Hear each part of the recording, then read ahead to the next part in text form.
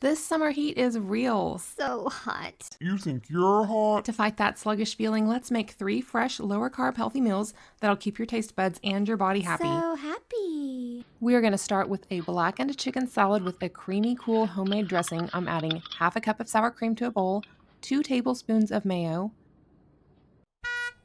the fresh juice of a lime, 2 crushed breath bombs, 1 teaspoon of smoked paprika, salt and pepper, a tablespoon of fresh finely chopped cilantro.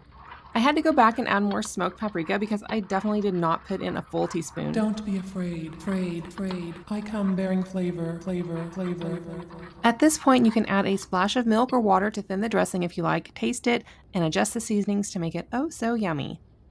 Let's get this chicken seasoned. I trimmed and split 3 chicken breasts. I'm going to add a couple tablespoons of olive oil, a sprinkling of paprika, about a tablespoon, a teaspoon of garlic powder and onion powder, a teaspoon of oregano, a teaspoon of thyme, about half a teaspoon of cayenne, pepper, and salt. Basically everything in my spice cabinet that hasn't expired.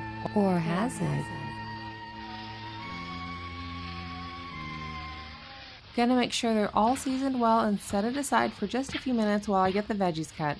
So I got curious and looked up where blackened chicken actually came from. Turns out it started in Louisiana, rooted in Cajun cuisine. Chef Paul Prudhomme made it famous when he blackened redfish by coating it in spices and searing it in a hot cast iron until it formed that signature dark crust. I had no idea. Have you ever heard of Chef Paul Prudhomme? I found one smiling cucumber. Cheese. I'm adding some olive oil to a skillet. I recommend a cast iron if you have one. Just gonna sizzle and blacken these up a bit. Doesn't look like they're quite blackening, but oh well, moving on. Let's get this salad put together. I'm hungry.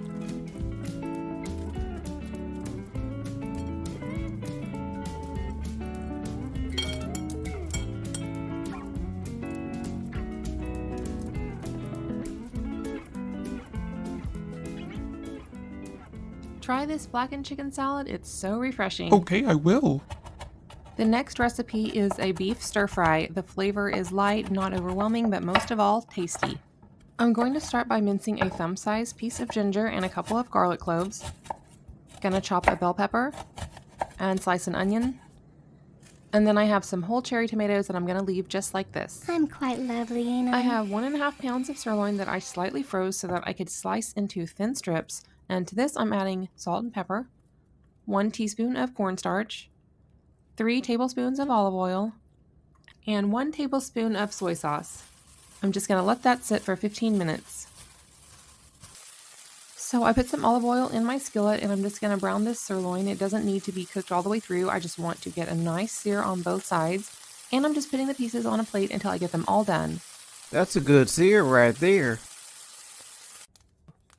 To the same skillet, I'm going to throw in the bell pepper and onion and let that cook up a couple of minutes. Next, add the tomatoes, garlic, and ginger.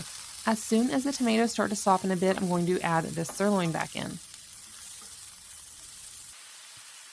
It's all coming together nicely. I'm adding a tablespoon of honey.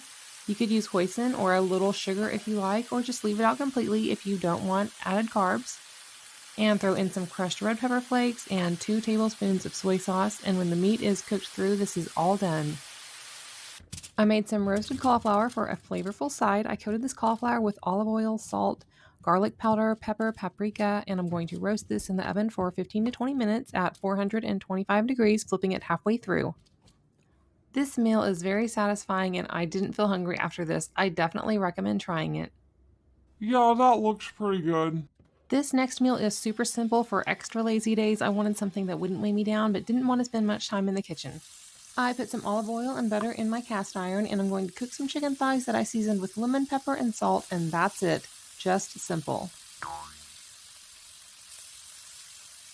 I also sliced up some zucchini and squash and gonna sizzle that up in a little olive oil until it softens slightly.